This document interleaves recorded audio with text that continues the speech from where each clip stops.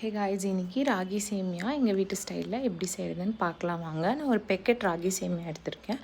அதை வந்து நல்லா வாஷ் பண்ணிக்கோங்க. அதில் மேபி குப்பை டஸ்டெல்லாம் இருக்கலாம். வாஷ் பண்ணிட்டு ஒரு 5 to 7 minutes வந்து அதை உப்பு 2 டீஸ்பூன் ஆட் பண்ணி சோக் பண்ணிக்கோங்க. சோக் பண்ணிவிட்டு ஸ்ட்ரெயினரில் ஸ்ட்ரெயின் பண்ணிவிட்டு நான் ஸ்டீமரில் தான் இட்லி ஸ்டீமரில் தான் வந்து அதை வந்து குக் பண்ணி எடுக்க போகிறேன். ஸோ நல்லா வந்து அதை ஸ்டீம் பண்ணி எடுத்துக்கோங்க. தண்ணி சூடானோடனே இட்லி பாத்திரத்தில் அந்த சேமியாவை வச்சு வேக வச்சுக்கோங்க. ஒன்ஸ் நல்லா அந்த ஸ்டீம் வந்து கண்டினியூவஸாக வரும்போது அது வெந்துருச்சுன்னு அர்த்தம். எடுத்து செக் பண்ணி பாருங்கள். நல்லா சாஃப்டாக பஞ்சு மாதிரி இருக்கணும்.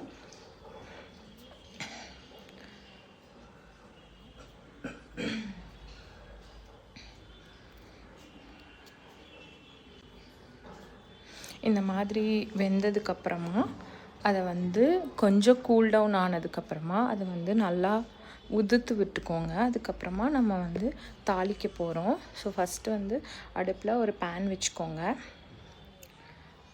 பேன் வச்சுட்டு அதில் வந்து ஆயில் ஆட் பண்ணிக்கோங்க. ஒரு 5 டீஸ்பூன்ஸ் ஆயில் ஆட் பண்ணியிருக்கேன் நான். அதுக்கப்புறமா ஒரு டீஸ்பூன் கடுகு, உளுத்தம் பருப்பு, கடலப்பருப்பு ஆட் பண்ணிக்கோங்க. நல்லா சாட்டே பண்ணிக்கோங்க. மீன்வைல் வந்து மிக்சியில் தேங்காவை வந்து துருவி வச்சுக்கோங்க.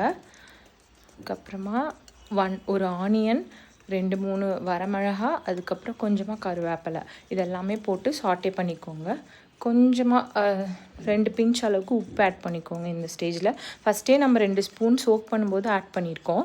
இப்போவும் கொஞ்சமாக ஆட் பண்ணிக்கோங்க. டேஸ்ட் பார்த்துட்டு உப்பு வேணும்னா லாஸ்ட்டில் நம்ம ஆட் பண்ணிக்கலாம். ஸோ வெங்காயம், வரமிளகா, கருவேப்பிலை எல்லாம் போட்டு நல்லா சாட்டே பண்ணிவிட்டு உதுத்து வச்சுருக்கிற ராகி சேமியாவையும் ஆட் பண்ணிக்கோங்க. ஆட் பண்ணிவிட்டு லாஸ்ட்டாக தேங்காய் துருவல் போட்டு இறக்குனீங்கன்னா ராகி சேமியா ரெடி. இது மாதிரி நிறையா ஹெல்தியான டின்னர் ரெசிபீஸ் பார்க்கணுன்னா எவ்ரிடே வித் சரண்யா சேனலை சப்ஸ்கிரைப் பண்ணிக்கோங்க. ஒரு பிளேட்டில் எடுத்து டேஸ்ட் பாருங்கள் செஞ்சுட்டு. பாய். Thanks for watching.